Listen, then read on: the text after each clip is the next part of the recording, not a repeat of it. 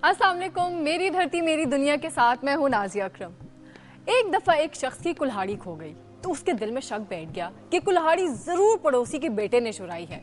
उसने लड़के की चाल देखी तो उसे चाल बिल्कुल चोरों जैसी लगी। उसने लड़के के चेहरे के तासुरात देखे, वो भी उसे चोरों जैसे लगे। उसने लड़के का अंदाज़े गुफ्तगू देखा तो वो भी उसे चोरों जैसा लगा। गर्ज ये कि लड़का अपनी तमाम हरकतों सिकनात से उसे चोर लगने लगा। फिर एक दिन हुआ यूं कि उस शख्स को अपने ही घर से वो कुल्हाड़ी मिल गई और तब उसे लड़के की तमाम हरकत में मासूमियत नजर आने लगी। वैसे सच कहते हैं, जब किसी की कोई चीज गुम हो जाए तो उसकी नजर में सभी चोर होते हैं। लेकिन वो पंजाबी का मुहावरा है ना कि घर अपना संभालो ते चोर किसी नू ना कहो, यानी कि किसी पर इल्जाम लगाने से बेहतर है कि इंसान अपनी चीजों की हिफाजत खुद करे। और अब देखते हैं आज के प्रोग्राम की चंद झलकियां। ट्रकों की खूबसूरती का राज।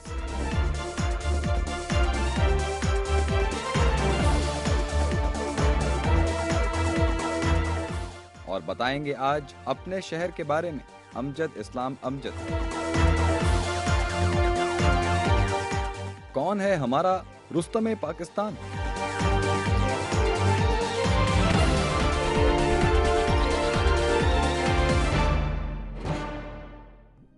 इस तरह तो दुल्हन भी नहीं सजती होगी भाई, जिस तरह से हमारे यहाँ ट्रकों को सजाया जाता है। ट्रक ड्राइवर साहिबान का कहना है कि सजे हुए ट्रक में बैठकर ड्राइव करने का अपना ही मजा है। और जनाब, ट्रक की सजावट एवं मुफ्त में नहीं हो जाती, बल्कि उसके लिए उतनी ही रकम दरकार होती है जितनी के ट्रक की होती है। यानी कि अगर एक ट्रक 8 लाख में तैयार हो जाता है तो उतने ही पैसे उसकी सजावट पर भी लगते हैं। सही कहते हैं लोग कि शौक दा कोई मुल नहीं होता। और आपको पता है, सजे सजाए ट्रक सिर्फ पाकिस्तान में ही मशहूर नहीं, बल्कि दुनिया भर में ट्रकों की ये सजावट बेहद मशहूर है और इसे ट्रक आर्ट का नाम दिया गया है। ट्रक की सजावट कैसे की जाती है, ये देखते हैं इस रिपोर्ट से।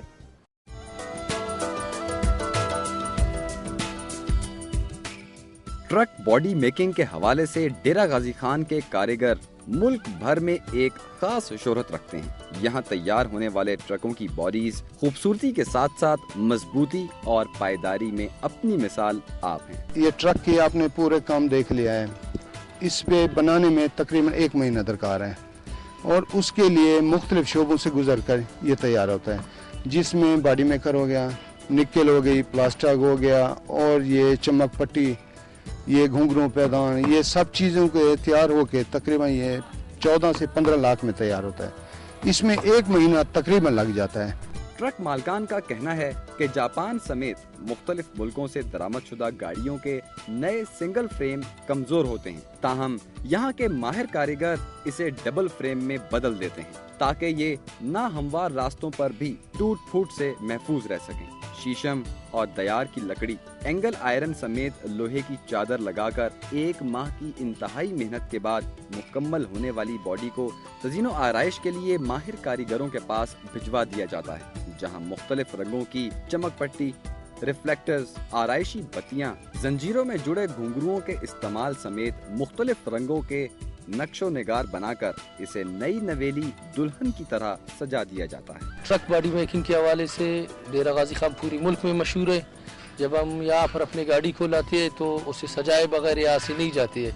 अपने शौक के लिए हम लोग लाखों रुपए खर्च करते हैं। कारीगरों का कहना है कि बॉडी मेकिंग में इस्तेमाल होने वाली अशिया की कीमतों में आए रोज इजाफे से न सिर्फ वो परेशान हैं, बल्कि बाज औकात तो उन्हें अपनी मेहनत के मुआवजे से भी महरूम होना पड़ता है। हमको सबसे ज्यादा जो है ना तकलीफ ये 2-3 चीज में, फ्रेम में है, इसका रिम बेकार आता है, इसका टायर बेकार आता है और ये 2-3 चीजें जो खास अहम चीजें जो हम लोगों को मतलब ज्यादा खर्चा हमारा पड़ता है। किसी भी ट्रक की सादा बॉडी 6 से 8 लाख रुपए में तैयार होती है, ताहम इसकी तज़ीनो आराइश पर बाआसानी मजीद 8 लाख रुपए खर्च कर दिए जाते हैं। 15 से 20 लाख रुपए में तैयार होने वाले ट्रक की ड्राइविंग भी किसी एजाज से कम नहीं। मुहतात ड्राइविंग के साथ साथ इसकी देखभाल और सफाई पर खुसूसी तवज्जो देना भी ड्राइवर अपना फर्ज अव्वलीन समझता है। ये ट्रक बॉडी मेकर्स के रोजगार के साथ साथ इनके लिए चलती फिरती तशहीर का भी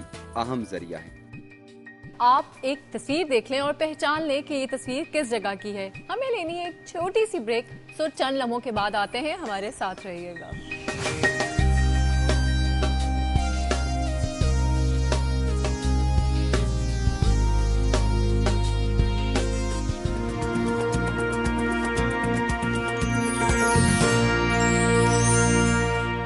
मेरी धरती मेरी दुनिया में वेलकम बैक जी। तो देख ली तस्वीर, अब जल्दी से टेक्स्ट करके बता दें कि ये तस्वीर किस जगह की है। और हाँ, अगर आपके पास भी अपने इलाके की किसी मशहूर जगह की तस्वीर है तो वो आप अपने नाम और एड्रेस के साथ हमें भेज सकते हैं। शहर के बच्चों की बड़ी मौजें होती हैं, अपनी सलाहियतों के इजहार के लिए उन्हें बहुत सारे मौके मिलते रहते हैं, लेकिन गाँव में रहने वाले बच्चे भी किसी से कम नहीं, वो भी अपनी सलाहियतों को इजहार किसी न किसी तरह कर ही लेते हैं। लेकिन अगर उन्हें एक प्लेटफॉर्म मिल जाए फिर तो वो अपने छुपे टैलेंट का भरपूर इजहार करते हैं। मजीद देखते हैं इस रिपोर्ट से।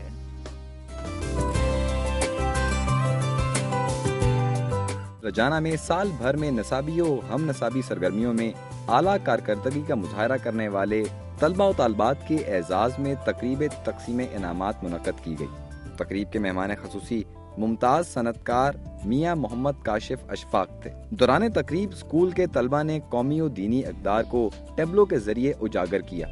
बच्चों की परफॉर्मेंस से तकरीब के शुरका खूब महसूस हुए और तलबा को उनकी शानदार नसाबी और हम नसाबी कारकर्दगी पर खूब दाद दी। तकरीब के आखिर में साल भर में नुमाया कारकर्दगी का मुजाहरा करने वाले तलबा और तालबात को इनामात तकसीम किए गए।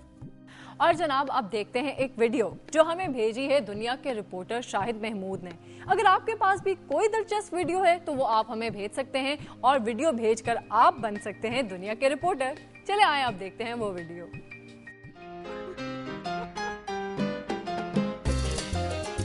जी जनाब, सुना था मुश्किल के वक्त गधे को भी बाप बनाना पड़ता।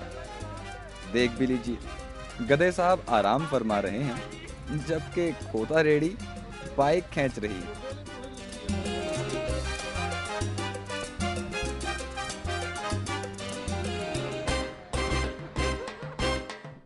और अभी हमें लेनी है एक छोटी सी ब्रेक, लेकिन ब्रेक में जाने से पहले सुनते हैं धरती के हवाले से मुख्तसर सी न्यूज़। सो मिलते हैं चंद घड़ियों के बाद। जिला बोलान बलूचिस्तान का सबसे बड़ा जिला होने के साथ साथ अहम भी है। सिंध पंजाब से आने वाली ट्रैफिक भी जिला बोलान के पहाड़ों से गुजरकर ईरान और अफगानिस्तान जाती है, जिसकी वजह से दरा बोलान में अक्सर ट्रैफिक का रश रहता है। बड़े बड़े ट्रेलर और ट्रक के ड्राइवर्स मनमानी करते हुए कवानीन की खिलाफ वर्जी करते हैं, जिसकी वजह से अक्सर गाड़ियां फंस जाती हैं और मुसाफिर कई कई घंटे गर्मी बर्दाश्त करते हैं। ट्रैफिक के कंट्रोल के लिए इंतजामिया या लेविस की तरफ से कोई भी इंतजाम नहीं किया गया। डीसीओ सरगोदा अजमत महमूद के हुक्म पर एसी भलवाल तहसील म्यूनिसिपल एडमिनिस्ट्रेशन चौधरी अरशद का मेन बाजार भलवाल में तजावुजात के खिलाफ ऑपरेशन। हुकूमत पंजाब की जानिब से सूबा भर में जारी तजावुजात के खिलाफ मुहिम के सिलसिले में मेन बाजार भलवाल में भी तजावुजात के खिलाफ ऑपरेशन करते हुए मेन बाजार में खड़ी रेहड़ियों और फट्टों को हटा दिया गया, जिस पर मुतासिरीन ने इंतजामिया के खिलाफ जामे चौक में भूख हड़ताली कैंप लगा लिया। मुतासिरीन का कहना था कि महंगाई और बेरोजगारी पहले ही आम है, इंतजामिया हमें हटाकर फाकाकशी पर मजबूर करना चाहती है। इस ऑपरेशन से 250 खानदान मुतासिर होंगे। सूबाई और मरकजी हुकूमतों की जानिब से छोटे किसानों के लिए ज़िलाई हुकूमतों को फराहम की जाने वाली खाद गर्ल्स डिग्री कॉलेज के हॉस्टल में खराब हो गई। बोरियां फट गईं, यूरिया पत्थर बन गई, मगर आबादगारों का न मिल सकी। हकदार आबादगारों को न रबी में गंदम का बीज मिला और न ही खाद। चावल की काश्त के लिए सिंध हुकूमत का दिया हुआ बीज छुट्टी के दिन गैर कानूनी तरीके से ट्रकों के जरिए नामालूम मकाम पर मुंतकिल करने का अमल जारी है। राजनपुर के शुमाल मगरिब में वाक़े इलाका पचाद की यूनियन काउंसिलों दाजल, हड़ंद, हाजीपुर, मीरापुर शुमाली, फतेहपुर में जेर जमीन पानी कड़वा होने की वजह से अहले इलाका नहरी पानी को पीने के तौर पर इस्तेमाल करते हैं। हुकूमत पंजाब की जानिब से करोड़ों रुपए की वाटर सप्लाई स्कीमें अरबाब इख्तियार की नाअहली और करप्शन की नजर खोकर नाकारा पड़ी हैं। वाटर सप्लाई के बनाए गए पुख्ता तालाब खुश्क हो चुके हैं। अहले इलाका को पीने के पानी के हुसूल के लिए दूर दराज का रुख करना पड़ता है और इन इलाकों के बासी जिंदगी बचाने के लिए जोहड़ों का गंदा पानी पीने पर मजबूर हैं, जिसकी वजह से इनमें पेट और अंतड़ियों की बीमारियां आम हैं।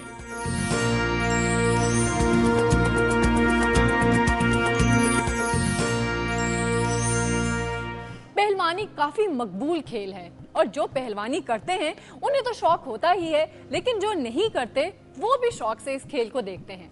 पहलवानी की एक शक्ल तो वो है जो अक्सर लोग गैर मुल्की चैनल्स पर देखते हैं भाई, जिसे फ्री स्टाइल का नाम दिया जाता है।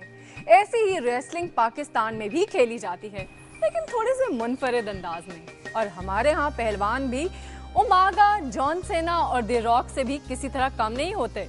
पाकिस्तानी पहलवान मगरबी रेसलर्स की तरह फ्री स्टाइल में खेल तो सकते हैं, लेकिन यहाँ पहलवानी का ईरानी स्टाइल ज्यादा मकबूल है और ये स्टाइल मुतारिफ हुआ था मुगल दौर में। उस वक्त जो पहलवान मुकाबला जीत जाता उसे रुस्तम का खिताब दिया जाता था, इसीलिए बड़े सगीर के पहलवान मुकाबला जीतने पर रुस्तमे हिंद का खिताब पाते हैं और पाकिस्तान के पहलवान रुस्तमे पाकिस्तान कहलाते हैं। आए अब इसी हवाले से देखते हैं एक रिपोर्ट, और इस रिपोर्ट के बाद हमारे पास है एक सरप्राइज।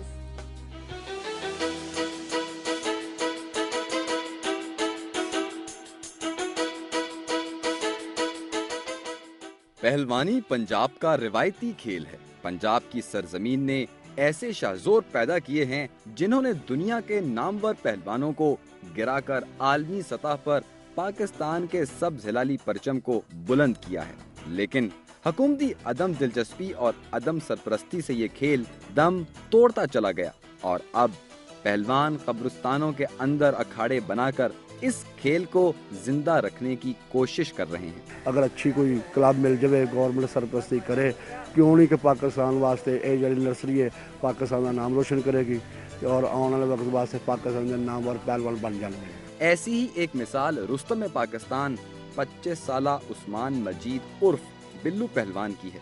उस्मान बिल्लू पहलवान ने 15 साल कबल जंडियाला रोड के एक कब्रिस्तान में वाक़े अपने दादा अब्दुल्ला पहलवान के अखाड़े में तरबियत शुरू की और फिर 5 मरतबा कौमी चैंपियन, 2 मरतबा कौमी judo champion, south Asian games में गोल्ड मेडल, इंडोनेशिया बाली गेम्स में ब्रॉन्ज मेडल, पाको हिंद पटियाला गेम्स में सिल्वर मेडल, शेरे पंजाब, रुस्तम पंजाब और 2011 में रुस्तम पाकिस्तान का एजाज हासिल करने के अलावा पाकिस्तानी तारीख में पहली मर्तबा वर्ल्ड रेसलिंग चैंपियनशिप में सिल्वर मेडल भी हासिल किया।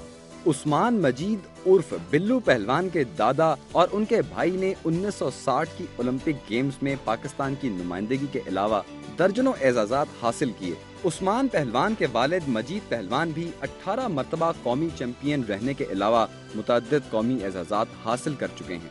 इस अखाड़े के 30 से जायद शागिर्द पहलवान मुख्तलिफ कौमी इदारों की नुमाइंदगी करते हुए मुख्तलिफ टाइटल भी जीत चुके, लेकिन इन इदारों और हुकूमती अदम दिलचस्पी की वजह से कब्रिस्तानों में तरबियत हासिल करने पर मजबूर हैं। जैसे ये कब्रिस्तान में अखाड़ा है तो इधर मैं ट्रेनिंग अपनी बरकरार नहीं रख सकता, इसलिए कि जुमेरात जो होती है औरतें बहुत ज़्यादा आती हैं, इतवार को हफ्ते को बहुत औरतों का बहुत रश होता है, तो उसमें ट्रेनिंग करना बिल्कुल नामुमकिन है। तो उससे और अगर बारिश पड़ जाए तो फिर भी ये देखें खारा बहुत नीचे है तो पानी जमा हो जाता है। कब्रिस्तान में मैयत की तदफीन, जुमेरात के रोज खवातीन की कब्रिस्तान में आमद, बारिश और आंधी की वजह से ये पहलवान कई रोज तक अपने खेल और तरबियत को जारी नहीं रख सकते। जी नाजरीन, तो देख लिया आपने रिपोर्ट। आपको याद है ना, रिपोर्ट से पहले मैंने कहा था कि आपके लिए एक सरप्राइज है, तो वो सरप्राइज है आज हमारे साथ इस वक्त स्टूडियो में। जनाब, इनका नाम है उस्मान मजीद और यही है रुस्तम पाकिस्तान। तो अस्सलाम वालेकुम जी। वालेकुम सलाम। जी उस्मान, आप ये बताएं कि नेशनल लेवल पे आपने ये मुकाबला जीता और उसकी वजह से आपने रुस्तम पाकिस्तान का खिताब पाया, कैसा लगता है आपको? माशाल्लाह बहुत अच्छा फील होता है जब आप कभी नेशनल सतह पे आएँ और फिर अल्लाह ताला आपको इज़्ज़त दे, और ये सब बहुत अच्छा फील होता है। बिलखुसूस जो मेरे उस्ताद हैं, मेरे बहन भाई, माँ बाप, जिनकी दुआओं से अल्लाह ताला ने ये मुकाम दिए। अच्छा, तो आपको ये पहलवानी का शौक कैसे पैदा हो गया? पहलवानी का शौक हमारा ख़ानदानी काम है। यह मुझसे पहले हमारे ख़ानदान के बुज़ुर्ग मोहम्मद दीन पहलवान जो ख़ुद ओलंपियन रहे हैं 1960 में, उसके बाद मेरे दादा जान हाजी अब्दुल्ला पहलवान जो शेखुपुरा के रुस्तम रहे हैं, और बिलखसूस मेरे उस्ताद हाजी अफजल पहलवान जो शेर पाकिस्तान रहे हैं, और ऐसे ही मेरे वालिद साहब जो 18 साल पाकिस्तान के कौमी चैंपियन रहे हैं रेसलिंग में, मेरे चाचू नसरुल्लाह पहलवान जो वो भी 18-19 साल पाकिस्तान के चैंपियन, उन सबको देख के मुझे शौक पड़ा। अच्छा, यानी कि आपकी पूरी फैमिली जो है इसी काम में। अच्छा, आपने पहलवानी सीखी किससे, यानी आप किसको उस्ताद किसको मानते हैं? उस्ताद है मेरे हाजी अफजल पहलवान इधर लाहौर के, जिनसे जो भी दाव बीच है उन्होंने सिखाया। अच्छा उस्मान, वैसे जो पहलवान होते हैं उनकी खुराक के बारे में बड़ी अफसानवी सी बातें मशहूर होती हैं, आप अपनी खुराक के बारे में कुछ बताएं। जी, बिल्कुल आपने ठीक कहा कि जो पहलवान की खुराक होती है बहुत नफीसी होती है, जिसमें दूध, मक्खन, छोटा गोश्त, जो भी अच्छी चीज़ है, ताकत वाली चीज़, फ्रेश जूस वगैरह, ये सब, बलखसूस मक्खन, दूध और लस्सी, जो जिसकी वजह से अल्लाह ताला ने मुझे आज पहलवान बनाया। जो मेरे उस्ताद हैं जनाब हाजी मोहम्मद अफजल पहलवान, उन्होंने मुझे कसरत से ये चीज़ें खिलाई हैं, दूध, मक्खन और बादाम, सरदाई, सॉरी। तो वो जो पहलवान है, सरदाई एक ऐसी चीज़ है कि आप जितनी मर्जी ट्रेनिंग करें आपको गर्मी नहीं होगी, ठीक है, आप ट्रेनिंग ज़्यादा कर सकते हैं। मक्खन जो वो भी ठंडा होता है, तो जो गोश्त है उसकी तसीर जो होती है वो ताकत वाली होती है, गर्म होती है, तो वो भी फ़ायदेमंद होती है रेसलर के लिए। तो ऐसे ही ये खुराक है बहुत। अच्छा, जब आपने पहलवानी शुरू की थी तब आपकी उम्र क्या थी और अब आपकी उम्र क्या है? जब मैंने पहलवानी शुरू की थी उस वक्त मेरी उम्र जो है तकरीबन 11 साल थी, तो अब मेरी जो एज है वो तकरीबन 25-26 साल है। अच्छा ये बताएं, आपने कौमी सतह पर जो है ये पहलवानी का मुकाबला जीता, इस मुकाबले में आपको टफ टाइम किस पहलवान ने दिया? ये जमर खान के बेटे हैं दोनों, हामिद खान पहलवान और जिसके साथ मैं क्वार्टर फाइनल लड़ा हूँ शाद खान पहलवान। ये पाकिस्तान के बहुत अच्छे पहलवान हैं, पहले भी कई नामवार जो नामी ग्रामी पहलवान हैं, जैसे मेरा भाई, मेरे उस्ताद का शागिर्द बशीर बोला वाला, हामिद खान पहले जो आज से 2 साल पहले उसमें पाकिस्तान हुआ है उसका रनर अप रह चुका है।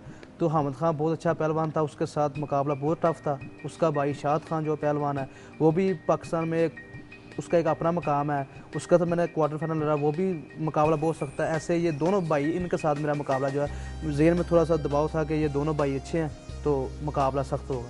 अच्छा अब देखें, हर प्लेयर जो होता है ना उसका कोई ख़ास किस्म का दाव पेच होता है, आपका मखसूस दाव पेच कौन सा है? जी मेरा जो मशहूर पहचाना जाता है वो मैं टांगें गिराता हूँ अगर खींचता हूँ, तो दूसरा होता है कि एक धोबी है, वो बड़ी अच्छा दाव मेरे पास, वो भी लगाता हूँ। एक डाक बोलते हैं उसको पकड़ के, वो भी माशाल्लाह ठीक दाव लगा लेता हूँ। ये 2-3 दाव हैं जिससे अगला हरीफ परेशान रहता है कि ये दाव ये ना लगा दे। अच्छा ये बताएं, पाकिस्तानी पहलवानी और मगरबी जो रेसलिंग होती है उसमें क्या वाज़े क्या फ़र्क महसूस करता है? सॉरी, आप जो कह रही हैं वो WWF रेसलिंग? हाँ जी, वो सब नूरा कुश्ती है। वो जो हमारा जो रेसलर, जो दुनिया में जो रेसलर हैं, जो ओलंपिक होती है हमारी फ्री स्टाइल की, जब वो देखता है कि मैं अब इस काबिल नहीं हूँ क्योंकि कंपटीशन नहीं जीत सकता, तो वो उधर जाता है। अदरवाइज़ जो भी फिट रेसलर होगा, जिसको पता होगा मैं एशिया में या वर्ल्ड में या कहीं भी कोई मेडल ला सकता हूँ, तो वो कभी भी उधर नहीं जाएगा, क्योंकि वो सिर्फ उधर ग्लैमर आ गया, पैसा आ गया, तो जो रेसलर अब देखता है कि मेरा इधर मकाम नहीं है तो वो उधर भागता है। अदरवाइज़ अगर कोई फिट रेसलर है तो वो कभी भी उधर जाना पसंद नहीं करेगा, क्योंकि हकीकी रेसलिंग जो है वो यही है, फ्री स्टाइल। वो तो सिर्फ एक पैसा आ गया उसमें, और जो देखता है कि पहले से सिलेक्ट होता है कि इसने जीतना है, इसने हारना है। तो ये सब अच्छा ये बताएं कि पहलवानी के अलावा कोई और खेल खेला है, कभी दिल करता है? और चलें अगर मौका मिले तो कौन सा खेल खेलेंगे आप? जी पहलवानी का ही शौक है, यही करनी है। 1000 बार भी मौका मिला तो पहलवानी इंशाल्लाह करनी है, क्योंकि इसके अलावा कोई और अगर ऑप्शन हो कि भाई पहलवानी नहीं कर सकते, अब कोई और खेल खेलना, तो फिर कौन सा खेलेंगे? उसके बाद मैं तो यही कहूँ, मुझे शौक ही रेसलिंग का है। अच्छा। तो यही देखता हूँ। उसके बाद अगर थोड़ा सा देखने को मिला तो फिर हॉकी, पाकिस्तान की जो टीम है, जो हमारे हॉकी के खिलाड़ी रहे हैं, पहले भी नामी ग्रामी, अब भी हैं, तो हॉकी देखने का शौक है, वो देखता हूँ। अच्छा मुझे बताएं, हुकूमत इस हवाले से आपकी कोई हेल्प करती है? मतलब किस जगह पे आप करते हैं, कुछ आपको मतलब फाइनेंस करती है, आपको सपोर्ट कर रही है इस मामले में? आपने बहुत अच्छा सवाल किया है। जो हुकूमती सरपरस्ती का है, तो ये देखें कि जब क्रिकेट का कोई टूर्नामेंट जीता जाता है, कोई बड़ा इवेंट कोई जीतते हैं, या हॉकी का, तो अभी पाकिस्तान की टीम पाकिस्तान में नहीं आती, तो इनामों की बारिश हो जाती है।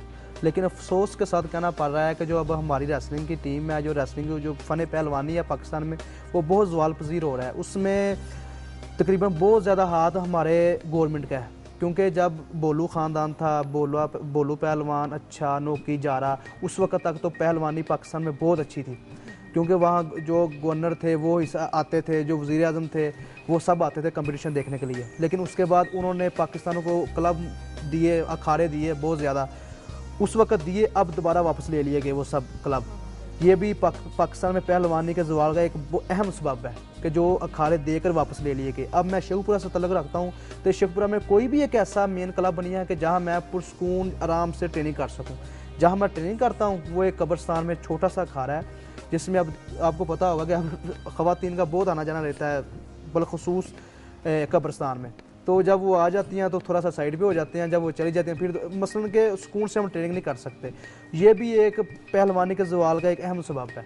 तो बाकी रही बात कि किसी के खाली हमारे जो गोल्ड मेडल उन्होंने तो जब मैं जीता हूँ तो एक इनाम तो दूसरी बड़ी दूर की बात है, खाली शाबाश भी किसी ने नहीं दी। ये बहुत अफसोस की बात है।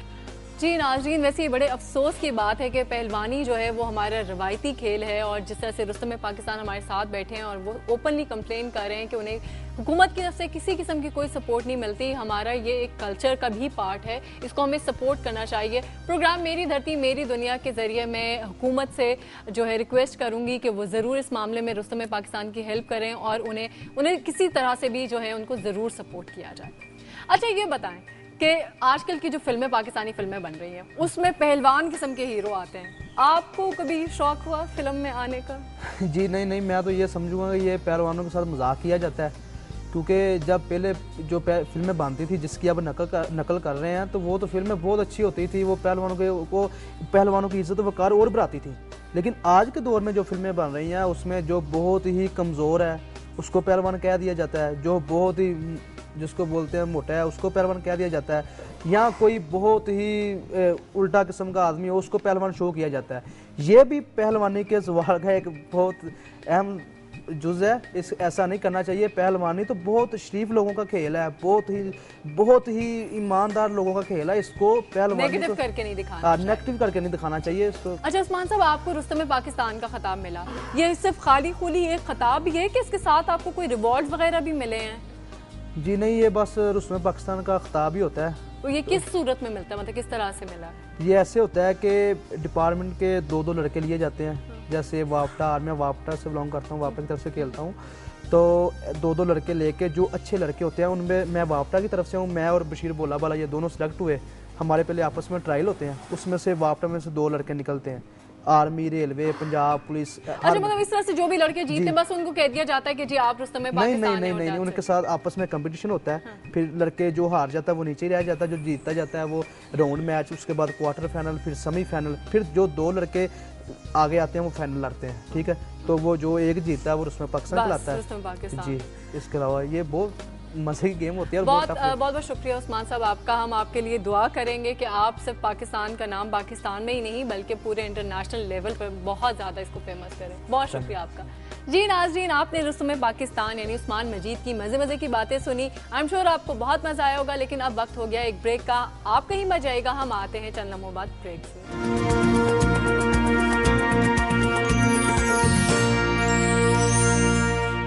मेरी धरती मेरी दुनिया में वेलकम बैक।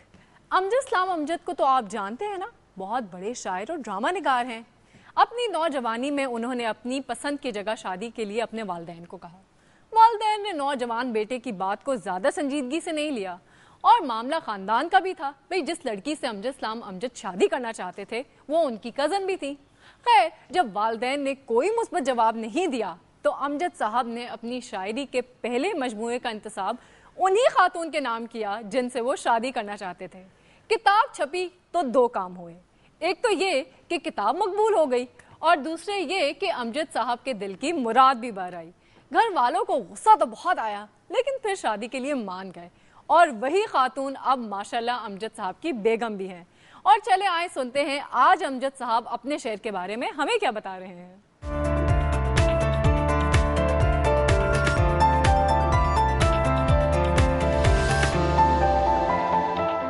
देखिए, महसल में मेरी पैदाइश जो है वो तो लाहौर ही की है, लेकिन इसको अंदरून शहर तो शायद हम नहीं कह सकते, लेकिन अंदरून शहर से बिल्कुल जो एडजेसेंट इलाका था, फ्लेमिंग रोड एक सड़क है जिसको अब आका बेदार बख्त रोड कहते हैं।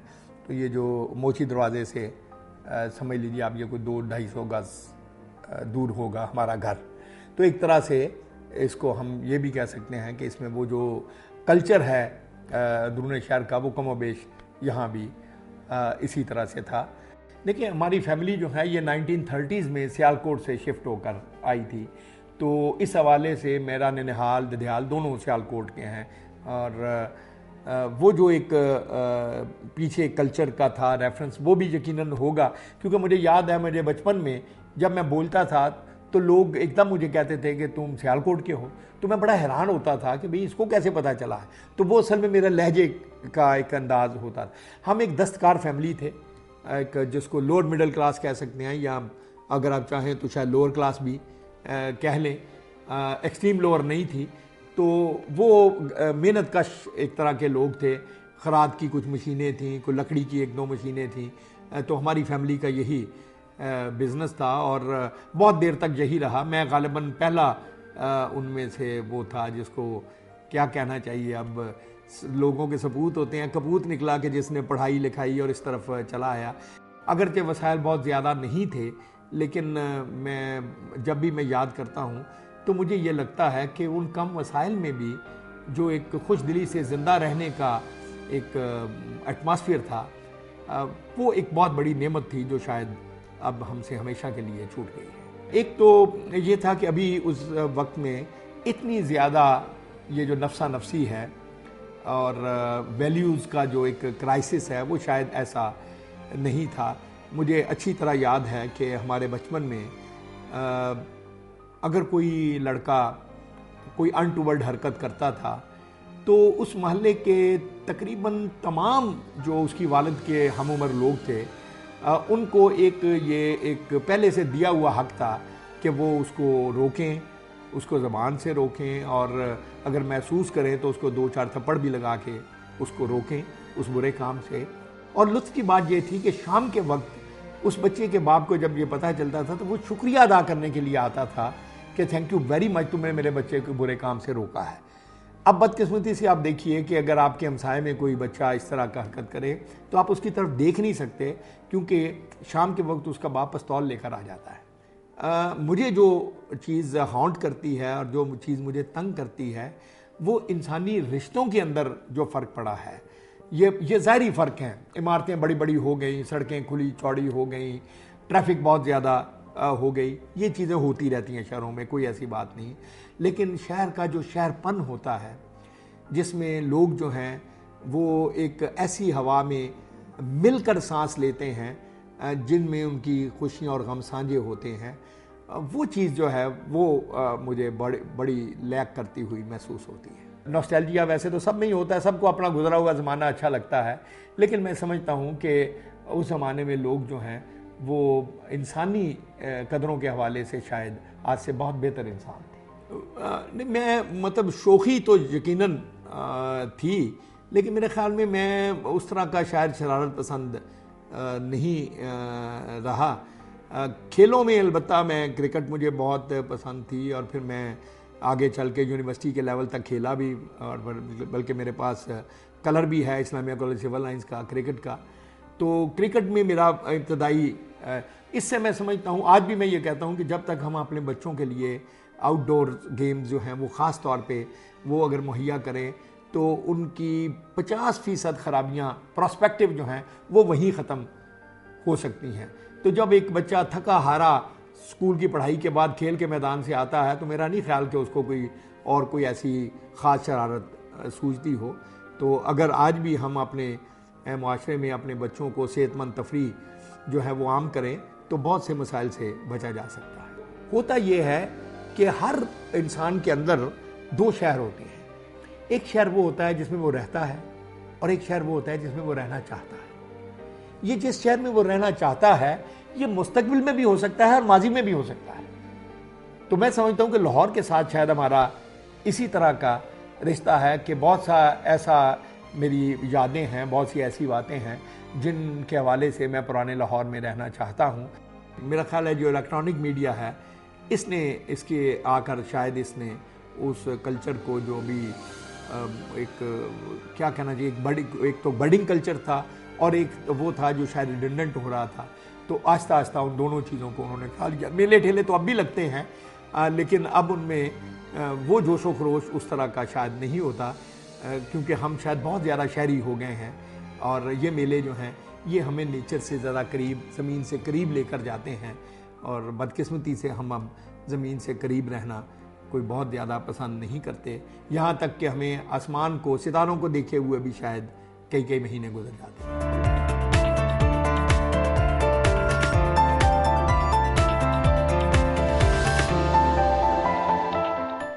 नाजरीन, आपने अमजद साहब की मजे की बातें सुनी और अब वक्त है हमारे सेगमेंट वजह तस्मिया का। प्रोग्राम का वक्त भी तेजी से खत्म हो रहा है। मैं जल्दी से आपको बता दूं कि सोन्स केसर की वजह तस्मिया क्या है। सोन संस्कृत जबान का लफ्ज है जिसके मानी है सोहन यानी खूबसूरत के। वक्त गुजरने के साथ साथ सोहन का तलफ्फुज सोन की शक्ल इख्तियार कर गया। यूं ये सोहन धरती वादी सोन के नाम से पुकारी जाने लगी। केसर दो अल्फाज सकी और सर से मिलकर बना है। संस्कृत में सर तालाब को कहते हैं और सकी से मुराद मिनी गौतम के हैं। एक रवायत के मुताबिक साकिया एक कौम का नाम है। यूं केसर का लफ्ज साकी सर से माखूज है जिसके मायने है साकिया का तालाब। साकियानी लफ्ज गौतम बुद्ध के लिए भी इस्तेमाल होता है। इस पहाड़ के दामन में वाक़या झील उछाली को सिकी मिनी गौतम का सर कहा जाता है। वादी सोन कोहिस्तान नमक और पोटोहार एक सीध में वाक़ है। वादी सोन केसर पाकिस्तान की कदीम और खूबसूरत वादी है। कुदरती नज़ारों की वजह से ये दुनिया भर में शोहरत रखती है। इस वादी का सदर मकाम है केसर पहाड़ी की चोटी पर वाक़या एक सेहत अफजा मकाम का नाम है। ये एक वसी पहाड़ी सिलसिले का उन्वान है जिसमें कई वादियाँ और छोटे बड़े गाँव हैं। नौशहरा इस वादी का सदर मकाम है। केसर पहाड़ की चोटी पर वाक़या एक सेहत अफजा मकाम का नाम है। ये एक वसी पहाड़ी सिलसिले का उन्वान है जिसमें कई वादियाँ और छोटे बड़े गांव हैं। मुस्लिम फातेह ज़हीरुद्दीन बाबर का पोटोहार के इलाके से गुजर हुआ तो रास्ते में एक वादी थी जिसके हुस्न ने बादशाह को अपनी तरफ मुतवज्जा किया। ये वादी सोन केसर ही थी। बादशाह ने अपने लश्कर के साथ वहाँ पर पड़ाव डाला। कुदरती हुस्न तो उस वादी का था ही, बादशाह ने भी इस वादी के हुस्न में इजाफा करने में अपना हिस्सा डाला। बगात लगाने का हुक्म जारी किया और इस वादी के बारे में तारीखी कलमात भी अदा किए जो इस इलाके के लोगों के लिए आज भी बाइसे फख्र हैं। ज़हीरुद्दीन बाबर ने कहा था, ई वादी बच्चा कश्मीर अस्त, यानी ये वादी छोटा कश्मीर है। इस बादशाह की चंद निशानियां आज भी इस वादी में मौजूद हैं। इस वादी का नाम सोन केसर है। और जनाब, प्रोग्राम के शुरू में आपको जो तस्वीर दिखाई गई थी वो तस्वीर है अलियासी मस्जिद एबटाबाद की। अलियासी मस्जिद मरी रोड से 5 किलोमीटर दूर गांव नवा शहर के पास है। अलियासी मस्जिद की वजह शोहरत वो ताज़ा पानी है जो सारा साल मस्जिद के तालाबों में बहता रहता है। ये मस्जिद एक नदी के किनारे तामीर की गई है। यही वजह है कि मस्जिद के सामने बने तालाब में सारा साल ताज़ा और शफाफ पानी मौजूद रहता है। अलियासी मस्जिद हसीन तरीन मकाम पर वाक़या है। ये मस्जिद अपने मुनफरिद आर्किटेक्चरल डिज़ाइन की वजह से खासी मशहूर है। तो जनाब, ये था आज का प्रोग्राम। फिर हाजिर होंगे धरती के नए रंगों के साथ। तब तक के लिए अल्लाह हाफ़िज़।